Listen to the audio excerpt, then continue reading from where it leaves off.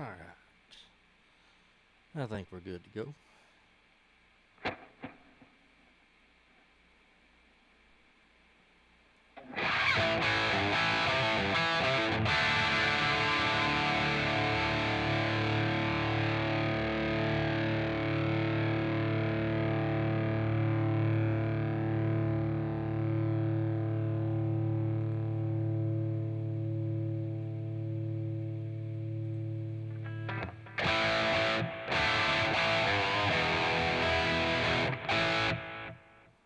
That Les Paul looks like a Strat.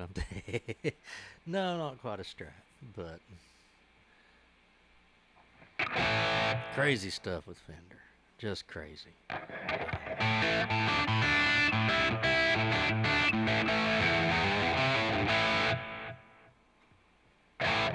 me a little more volume in here. Yeah, crazy stuff.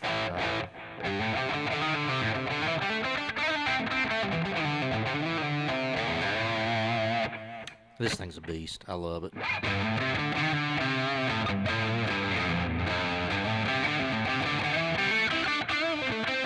It's actually got a little bit of spank to it, kind of in that neck position. I mean,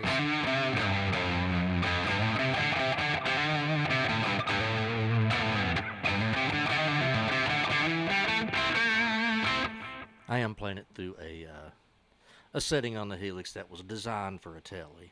Yeah, I saw they hit PRS today. Good luck with that. Some of y'all may not see it. If you're on Facebook, you may not see the YouTube comments. Somebody was talking about they hit PRS with the cease and desist on building Silver Skies today. I'd love to have been in the room when they told Paul, because I'm sure he had a very colorful reaction to that. And I'm sure tomorrow they will walk back in the factory and they will keep building Silver Skies.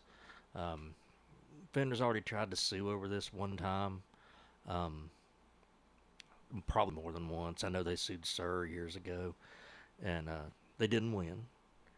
And the same lawyer that represented Sir is representing a bunch of the people that got cease and desist letters. So he's probably going to make his retirement off of this one suit. He'll probably send Fender a Christmas card after it's over. But honestly, can't see it going anywhere. They won a judgment in Germany, and they only won the judgment because the other side didn't even show up. So, I mean, it's, if you can sue other companies for making a Strat look-alike, I mean, can car companies sue you if you make a vehicle that has 2 doors and a bed to haul things? It's a truck. You know, a distortion pedal. Can Boss sue everybody that makes a distortion pedal that says gain, tone, volume? No. So I don't see the upside of this for Fender. That's just me. And I love Fender guitars. I do. So I don't want to just crap all over them. But it just looks really bad. It's like when Gibson went after Dean. I mean, Dean and Gibson's clientele are 2 different people. Completely. I had a kid come in the store the other day, and he's all about the MLs and the dimes and all of that. And we're like, buddy, you know, that's not our thing so much, because I honestly think they're uncomfortable guitars to play. They're big, they're bulky. It's not my thing. You see what I play most of the time. The wildest thing I ever play is an Explorer, and it's kind of bulky, but it's also very cool, so I play it. But and more power to him. If he likes the Dean MLs, play them. We sell a ton of them. If we get them in used, they're out the door, you know, so quick it's not even funny. But we were talking, and people, you know, he just likes different things than we do. He said, you know, what do you guys think is the best guitar? And Steve that works with us was like, well, a Strat's number 1 and a Tele's number 2. And he was like, oh, you don't believe that, do you? I said, well, no. I said, he had them backwards. You know, the Telecaster is definitely number 1. And I wouldn't put the Strat at number 2. I'd, you know, probably have to, I don't know. It wouldn't be a Strat. It'd be a Les Paul or an SG or, you know, something like that probably. But, when I say a Strat, I mean a Strat style guitar. That can be a Fender Strat, a Sir Modern S, a Schecter Nick Johnston, a Jet, a Jackson. I got a Jackson Adrian Smith over there. It's got a Fender headstock. It looks like a Stratocaster. The Fender owns them, so there's not going to be anything said about that. You know. But anyway, so that's my thoughts on it is it's a no-win for Fender. They should just back up and say sorry. You know, and maybe not sorry, but you know, if somebody's building something and they are putting Fender on the headstock and trying to tell you it's a Temu. Temu is a perfect example. You can buy a guitar from Temu that is printed CF Martin and Company on the headstock, and it's branded Martin inside. You can buy Fenders like that. People have been getting them for years. So that's who they need to be going after, not, you know, smaller builders. I mean, I've got, it's sitting over here. Let me lay the Les Paul on my lap a second. This guitar that I play all the time. One of my main three or four guitars. This, you know, this one probably goes to more shows consistently than any other guitar. It's a Nash, but it's built to basically be a 52 Telecaster. Now to get a Relict out, just to compare, I think this is where Fender's missing the boat. I think they are overpricing their guitars because of what they say on the headstock. Yes, Fender is legendary, one of the originators without a doubt, but just because it says Fender,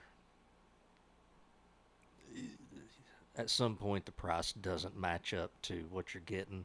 That Nash, anybody who's played it, anybody who's heard it, cannot say, well, Fender's is going to be better than that. It's as good. I will put it up there with any Fender you want to throw at it. I'll put it up there with about any standard Telecaster. You know, I'm not talking Whammy Bartellis and things like that. I'm saying for a Telecaster, a standard, what you think of as a Telecaster, I'll put that one up against any of them. And you can order that guitar brand new for somewhere between $25,000 and $3,000. Relict out, looking like it does, with Lawler pickups in it. Great sounding pickups.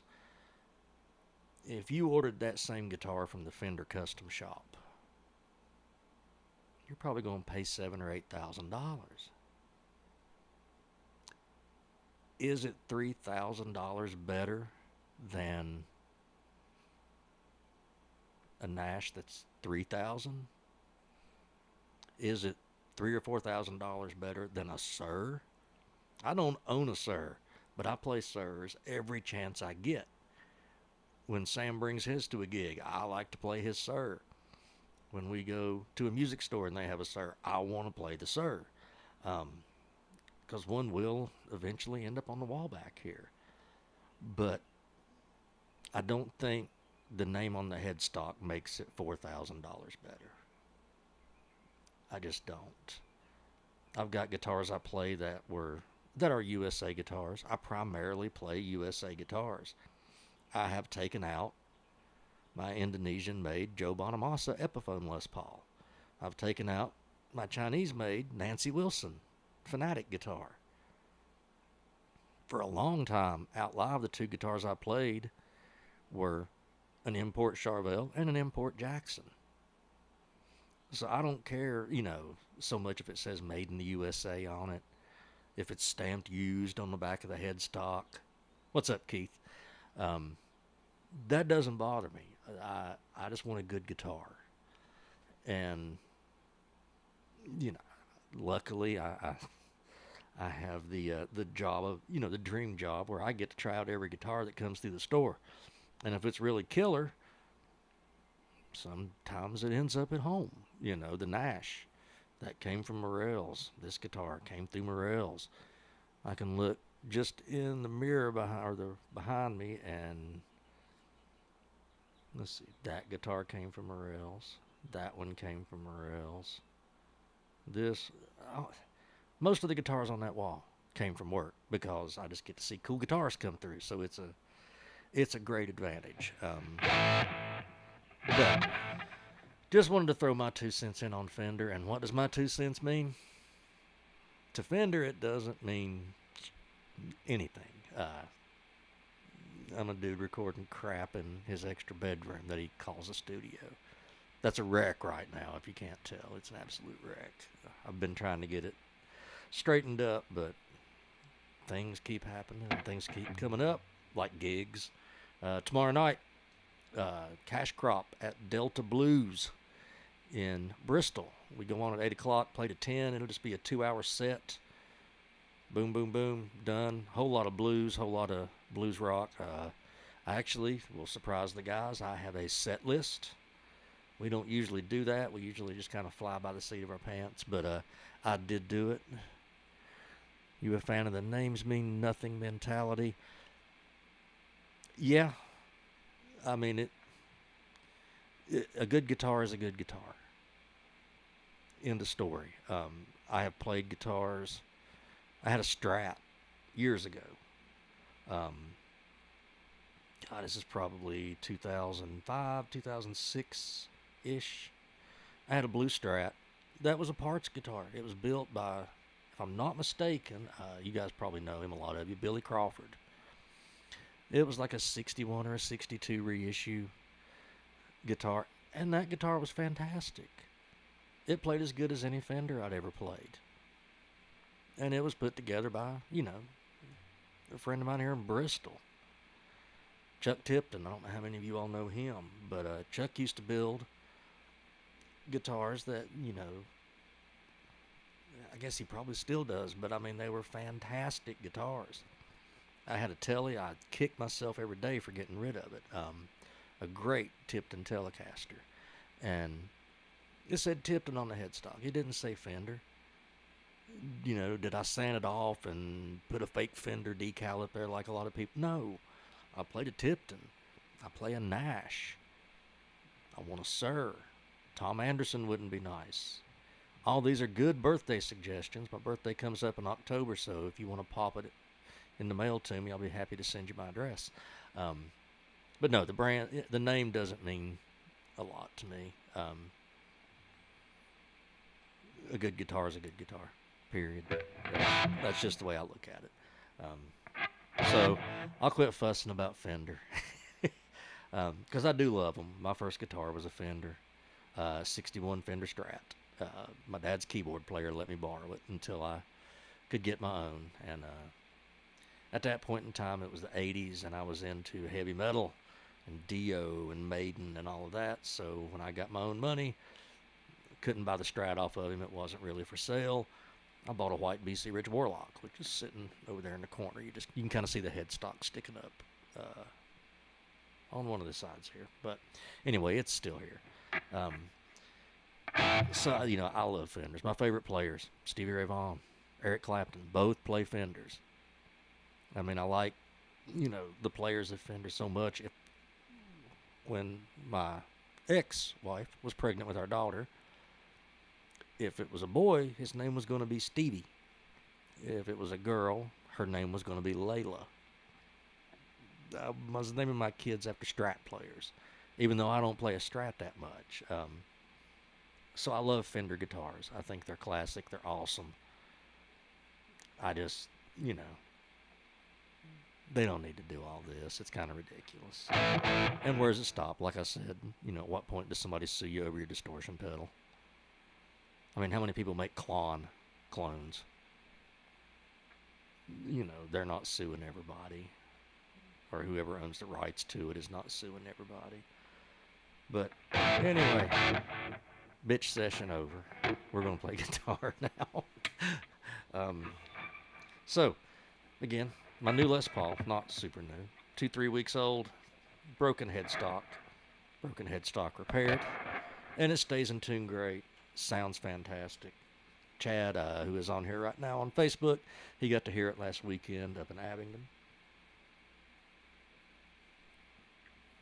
Kind of a dark but bitey, if that makes any sense. Cuts through really, really well.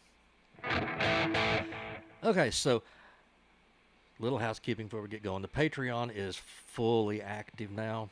There will still be, if you're on there as a free member, awesome, you'll still get some stuff on there.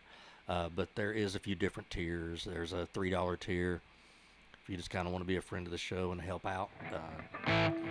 Help me hopefully retire and stay at home one day. I think that's a $3 tier. There's a $5 tier where you can get backing tracks, tabs, and my patches. If you happen to have a Helix, I'll send you my patches. I'll post them on there so you can just download them right off the site. There is a $25 tier where you get one 30-minute lesson a month on Zoom. I say 30 minutes. It'll probably run 45 minutes to an hour, most likely, unless I just get really full. I'm not going to hold anybody to a hard 30. It'll go longer. There's a $50 tier where you get two 30-minute lessons via Zoom a month. And then there's a $100 tier where you get a lesson every week. Which, that's up to 4 lessons. Weeks with 5 weeks, we just, or 5 Mondays if you do them on Mondays. We'll just, the 5th one will be, we get vacation time. So, if you are interested in lessons, or you know anyone who is, just go to my Patreon page. I think you can find it up in the comments there. But it's just patreon.com/rockgraybill. Go over there, sign up. Like I say, you can be there for free. There will be free posts, but if you are a paid member, and some of you guys, I will gift some memberships to. Don't worry, some of you don't have to pay. Just cause you're cool. Alright, so what I was going to talk about tonight, and this can actually apply to guitar players and bass players. So something for the bass players in the audience. All one of you. I don't know if Tackett's on here.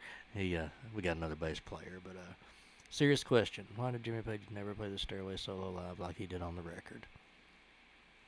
I don't know. And a lot of it is, a lot of those solos, and I do the same thing when I'm writing a song, and this could be it, I don't know. I've never heard an interview with him, but this could very well have something to do with it. When I'm recording solos, I do sit down and I play through my song, and I find solo licks that I like, that I know I want to have in there, but I don't exactly plot the solo out. I like to just turn the song on, hit record, and basically improv, but know there's going to be a few things in there. In that way I kind of have a blueprint, but I also am kind of free to experiment, and a lot of times I have to go back and relearn my own stuff. I did that the other night. Went back to something like, how many crap did I do that? And I had to go back and relearn it. But, so it's very possible that it was it was a live take. There's no Pro Tools when Stairway to Heaven was recorded. They're cutting tape and they're recording in real time. So, did Jimmy Page go back and sit and relearn his own solo? Probably not. He probably listened to it and goes, oh, I did that. I would do the same thing. I have seen, if you've seen Eric Johnson live, he doesn't play the exact solo off of Cliffs of Dover. A lot of it's in there, probably 80%. But there's also a lot of improv. Desert Rose, another Eric Johnson. You can tell I like Eric Johnson. Strat player. So see, Fender, I don't hate you. I'm just kind of pissed with you right now. What's up, Sam? So a lot of players do that. I know Andy Wood has told me that's, when he improvs his solos and he goes back and listens and goes, yeah, that one. Because there's just something about, not that there's anything wrong with planning a solo out. You can sit and plan out and work out and work out and work out a solo, and some of them sound absolutely fantastic. A lot of them do. But sometimes there's just something about hearing a solo is off the cuff. Live. Eric Clapton, Crossroads, perfect example. If he'd sat and planned that out, I don't think we would have got that solo. I think there's something to being under pressure and knowing you can't just go back and, oh, well, I'll punch this note in, I'll punch that note in, I'll punch that note in. Because at some point you got to play it live. And I could sit here on GarageBand and put together a stream of 40 licks that I can only play as individual licks. I can't tie them together yet. But I can put them in GarageBand and you'll think I tie them together. But then at some point I've got to go out and play that live. And people go, that don't sound anything like what you put on the record. So there is that. But as far as why he didn't do it live the same way, could have been he just recorded, played it off the cuff and then just got as close live as he felt like getting. Or it could be the case of after you play the same song a whole bunch of times, you want to change it up to keep it fresh. Some song, Crazy Train, I'm going to play the solo because everybody knows that solo.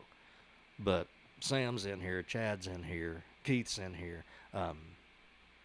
You guys know we do Comfortably Numb pretty much every time we play. I have never played the exact same solo twice. I mean, I have not gone back and watched videos to make sure of that, but I can pretty much guarantee you the same solo has not been played twice on Comfortably Numb because I like to improv it. It adds the drummer, our drummer Ben. Maybe he starts doing something a little different, and I'm like, wait a minute, this lick will work great with that. Or maybe the 300th time we played it, I caught a fill he does at a certain spot. And so I'm going to throw in a lick to match that fill. Like I said, it could be any number of reasons why he didn't play it the same way. But for me, it's just I like to improv, and then I kind of have to go back and get as close to it as I can. And it's another thing you'll get on Patreon. I'm working on the album right now. Have 3 songs partially going, and so I'll be jumping on Patreon here and there and just letting y'all listen. So, what I was going to talk about tonight, we're eventually getting to this here. Y'all can't see her, but Lucy's back here snoring in the background, the little boxer. So if you hear a weird noise in the background, it's her snoring. Cheers, everybody. Happy Thursday night. Oh, one more gig announcement. 2 more gig announcements. Of course, I already mentioned Friday night, tomorrow night at Delta Blues. Sunday afternoon from 6 to 9 o'clock, I will be going to Lakeview Marina, Marker 2 Grill, and playing with Jason Lloyd, which is always a blast. Those of you who know Jason, you know it's kind of a grab on and just grab a hold and hang on because you never know what he's going to throw out at you, which makes it a blast. I love it. I will have the guitar. I'll have my saxophone out there.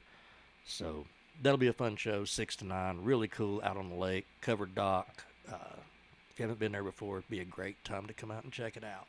And then next Friday night, I believe it is Friday night, I'll look and make sure, Sam and myself will be at Elder Brew in Bristol doing our little 2-piece acoustic show. Never know what's going to happen at that show. All depends on the pregame.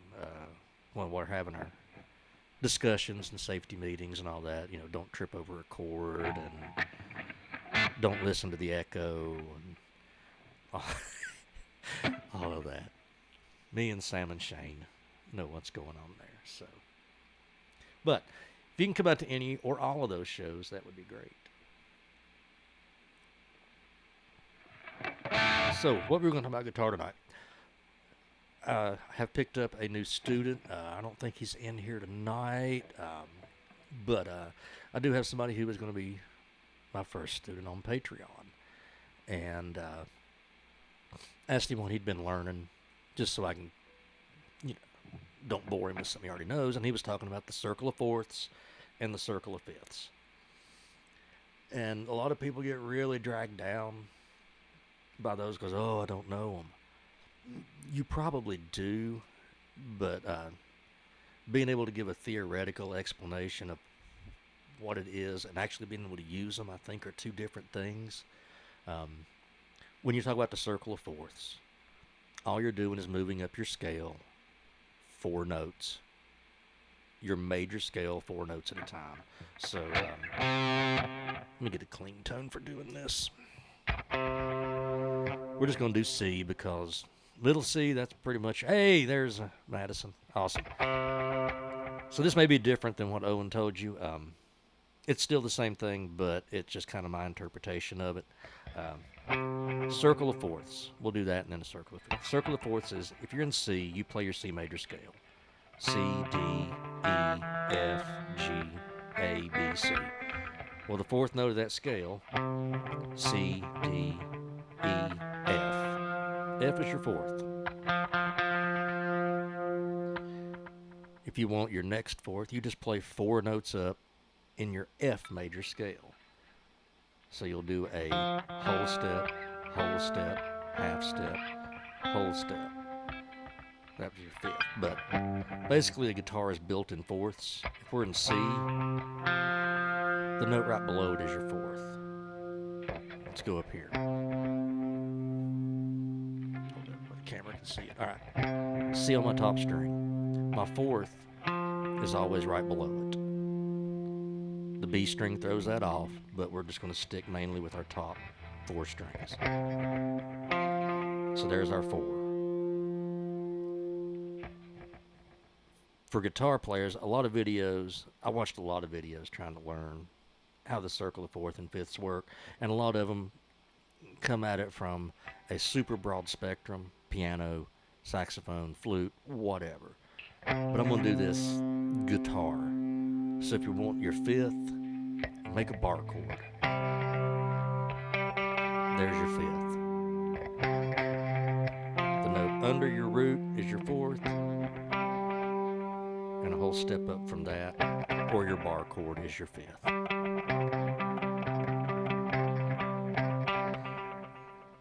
And here's a little trick. You may already know this trick. I don't know, but it helps. I will be using this a whole lot on Sunday with Jason, because a lot of times he will look over and just say, hey, this is in D, and it's a 1, 6, 4, 3, or just pick any combination of numbers. It doesn't matter. And so you got, okay, that's the number, the ones in my scale. If he says, whatever numbers he happens to say, I know that corresponds to notes in my scale. What are those chords? That's the trick. If we're playing a 1, 4, 5, that's super common. That's your blues progression.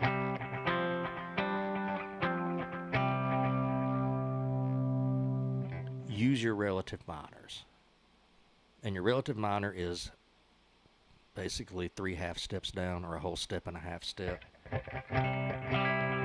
C major is our root.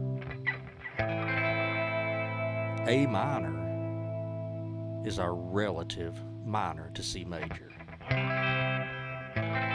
because they have the same notes in their scale. In the C scale, you have C, D, E, F, G, A, B, C. In the A minor scale, you have A, B, C, D, E, F, G, A. Same notes. So that's your relative minor. C, A minor. Now if we go to F, we have an F major. Go to that one's relative minor. So if we go down, that gives us a D minor. So that is 4 of the chords that could possibly be in a song. C major, A minor, F major, D minor. Then if we go to our next, the G, we go to its relative minor, which is E minor. And that's 6 of the notes that are gonna, that you have the possibility of using in that song. If you're playing in C and there's a 2, 90% chance it's gonna be that D minor. So if you're playing in C and they want you to go to let's say C, D, E, a 3. It's going to be an E minor. Because we're basing this all off of C, F, G. Major, major, major. And then just take the relative minor of each of those chords, and that gives you your chords for your scale. The only one it leaves out, and I left it out on purpose because you rarely use it, is a B diminished. And you very rarely will use that chord. It's just kind of like the redheaded stepchild of the chords and the scales. Sorry if you got red hair. Kevin, if you're watching, apologies. I know you're watching occasionally. You just never comment. You should. So, hopefully that's not clear as mud. Hopefully it makes sense. That's the way to find your circle of fourths and your circle of fifths. If you travel around, I don't have the chart here, but I'm going to do a Patreon video of the circle of fourths and the circle of fifths. And you've all seen it. You know, pull up another tab and just pull up circle of fourth or circle of fifths, circle of fourths. When you start at the top with a C, you go over 1. If you're going clockwise, that's the circle of fifths. You have a C. Well, its fifth is G. From the G, the fifth of G is a D. The fifth of D is an A. And that's the way the circle of fifths works as you go around. If you go counterclockwise, it gives you a circle of fourths. So if you have one of those nice little spinny circle of fifth charts and somebody says, we're playing in 1-4-5, you can look at that C, go counterclockwise, 1, that's your 4. Go clockwise, 1 from your root, that's your 5. It's real easy to find them. And on most of those, it also has your relative minors in there. So it's real easy to find all the chords you're going to need. So if somebody tells me we're playing in G, and we're going to do a 1-5-6-4. Well, I know my G is a G major. The 5 is my D. That's a major. But now when we go to that 6, that's going to be an E minor. And the reason that's an E minor is, think back to our major. Our relative minor to G major is E minor. So if an E chord comes up in there, it's going to be a minor. Now, are there exceptions? Yes. If you listen to Danny Elfman soundtracks, he doesn't care. He doesn't care. Listen to Beetlejuice, the soundtrack to Beetlejuice. It's insane to try to learn the stuff out of that. But that's a quick cheat code to how the circle of fourths and fifths work. Like I said, I don't have the big board to spin around and show you. You can pull that up, and it can get kind of confusing looking. But if you just think of 1-4-5 in whatever key you're in, and then their relative minor, you have 6 of the 7 chords that will be in there. And then the 7, you have to play a diminished. Sorry, diminished chords suck. If we're in B or in C, B diminished. A lot of people never even play the full diminished chord. You'll walk down. They'll just keep the A held down. If you're in a C.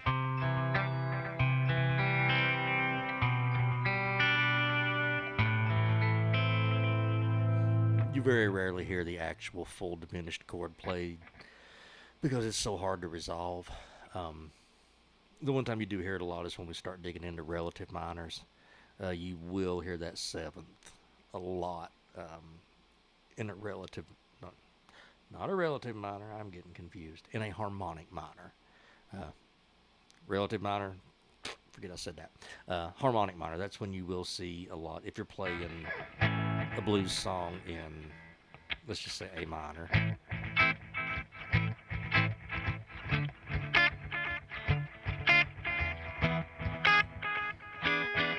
you go to that E7, that's when you can really use that diminished chord, or the diminished scale anyway. So circle of fifths, hopefully that maybe cleared it up a little bit for some people. It's kind of a confusing subject, I know, but it doesn't have to be, especially if you got your little chart with you, but you don't want to carry your chart on stage. At least most people I know wouldn't want to carry a chart on stage. So if you always just remember, when they give you your root, find your 1-4-5. You know, if they say it's in A major, we're just dealing with major right now. I'm not going to get into minors because everything changes in terms of major and minors. But for tonight, we're just dealing in major. So take it. We'll just do a different key. Let's go A flat, A flat, G sharp. You're probably never going to play a song here, but we would have A flat, D flat, and E flat. So our other chords in there would be the relative minor of A flat is F minor. Relative minor of D flat is B flat minor. Relative minor of E flat is C minor. So you can always find your main 6 chord. And if you got to throw that diminished in, have fun. But you're probably rarely going to use it, so we don't waste a whole lot of time on that. Any thoughts from you guys on the Fender stuff, or circle of fourths and circle of fifths? Did I just confuse anybody who already had a pretty good understanding of circle of fourths? This is just a way to get to use your circle of fourths and fifths without having the chart, to be able to do it just kind of off the top of your head. So hopefully it may make it a little easier for you. Will say I had a lesson with Andy Wood yesterday, and pardon my French, but he busted my ass yesterday. It was it was crazy. We were, working on moving licks around and things like that, and I played a lick, and we were working in C minor. What? What's up, Owens? I don't know what you're saying, what to, but the lesson I had with Andy, I was playing in C minor. He said, now go to your B string and do it off the B string. And I moved, and he was like, too late. He was like, it took you half a second to get there, the lick's over. And I was like, okay. But that's how, how quick he expects me to, when he says jump, you jump. How are you doing, Owens? For those of you who do not know him, Mr. Jason Owens has joined the chat. Played in the band with him for many, many years. He was a bass player. He had the truck, so, we'd let him hang out. Got a good bass player joke for you next time I see you. But I won't do it on here. All those diminished and fifths was, yeah, that's a bass player for you. It's A, B, C, D, E, F, G. There you go. That's all you need to know for the bass part. Don't worry about the diminished things. Just go do, and drive the truck. Just kidding, brother. Anyway, but so hopefully those kind of cleared up a little bit. Anything you guys want to see on the Patreon, let me know.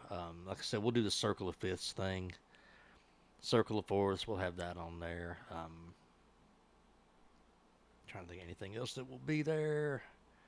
You never know. Like I say, there'll be lots of live streams. And that's just something else I wanted to ask you guys.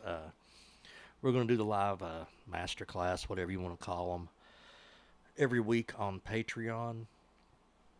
And a few ideas on what night I want to do it on, a night that's good for everybody and a time that is good for everybody. So my options here are kind of Monday nights, which Monday nights a lot of people are beat after the first day of work, so I don't really think that's a great one. I do my lesson with Andy every Wednesday night. And that's usually over around 8:15, so I thought about maybe Wednesday nights at 8:30 to do the Patreon stream. And then Thursday nights, we'll keep doing the free one on here. And for some of y'all, the Patreon stream will still be free. But so let me know. Post it in the comments. Shoot me a message. Let me know what night is best for some of you guys I know will be there. So let me know what night is going to be best for you. What's up, Kenny?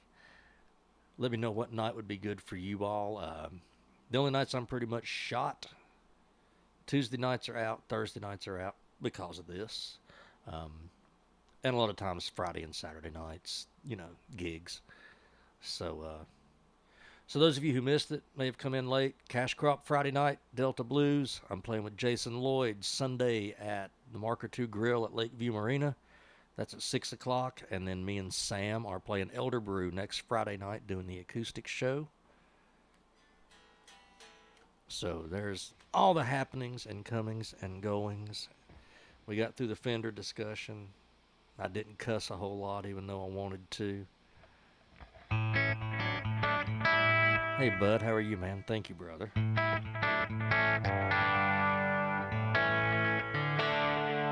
And just because we can, let me pull this back up here. Figured I would play a little bit of guitar anyway, outside of a lesson context. So I'm just going to solo over a backing track, and surprise, surprise, I found this backing track.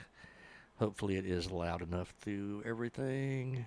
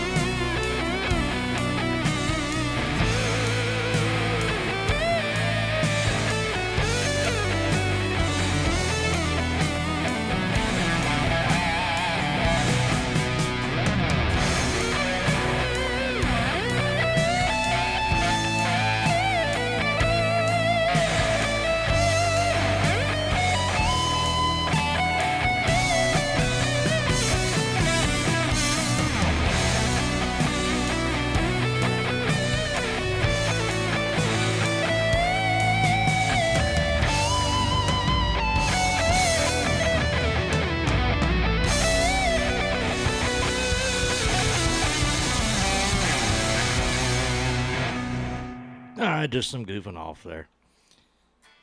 Shades of Grey maybe in the future. One day, maybe. If we can all three actually get in the same room together. Alright, guys. Thank you all for hanging out tonight. Actually ran kind of long tonight. That's cool. So, think about what night you want to see the Patreon live stream go. And we will get that going. Come check out a show this weekend. Oh, and get your old butt out of the house and come to Delta Blues in Bristol tomorrow night. 8 to 10. You can be in bed by 10:30. And then you can get, your sleep in. I don't want you to lose any. But come out to Delta tomorrow night. So, you guys have nothing else tonight. Thank you for tuning in. I really do appreciate it. Probably doing a TikTok live stream, believe it or not. I think I'm going to do that Saturday night. I'm off Saturday night, so we'll probably do that then. So, without any other ado, thank you guys for hanging out. We will do this again every Thursday night. And starting next week, live Patreons. And, oh, thank you, brother. I appreciate it. We need to actually get in the same room and do it sometime. You didn't get on here. That's my new Les Paul. Matches Chaddy's, only this one's a standard and a few years older. So, still got Chad's Les Paul, though. It ain't going nowhere. Unless it goes to Mikey. That's the only place I think it'll ever go. So, but guys, thanks for hanging out. I am going to go find some dinner. I have steaks marinating, and we are about to throw them on a grill. So, have a good night. Thank you all. See you later.